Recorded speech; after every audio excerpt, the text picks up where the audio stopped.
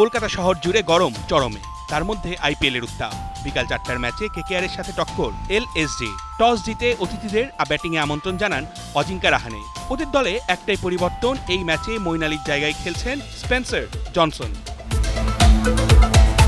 Bat হাতে দারুণ শুরু লখনৌর। পাওয়ার প্লেতে কোনো উইকেট না হারিয়ে স্কোরবোর্ডে 59 রান। 11তম ওভারে এসে কলকাতাকে ব্রেক থ্রু এনে দেন হর্ষিত রানা।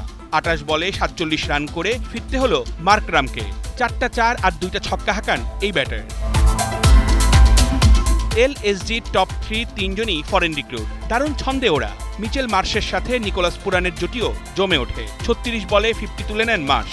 16তম ওভারে আন্ডে রাসেলের বলে কাটা পড়ার আগে খেলেন 48 বলে 81 রানের দুর্দান্ত ইনিংস। বাকিটা সামলে নেন নিকোলাস পুরান। ওর সামনে কলকাতার বোলাররা হয়েছেন দিশেহারা।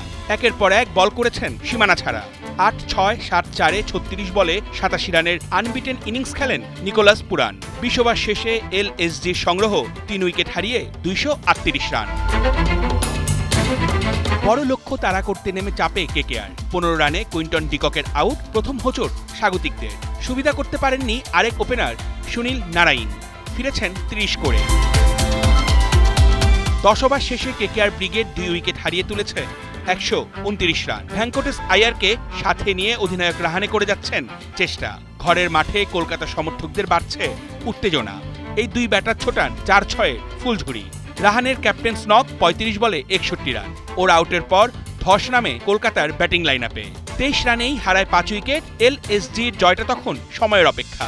রিঙ্কু সিং এর একার চেষ্টা ধোপে টেকেনি। তবে শেষ ওভার পর্যন্ত জমে ওঠে ম্যাচ। কলকাতা থামে 7 উইকেটে 234 রান করে। লখনৌ ম্যাচটা জিতে নেয় 4 রানে।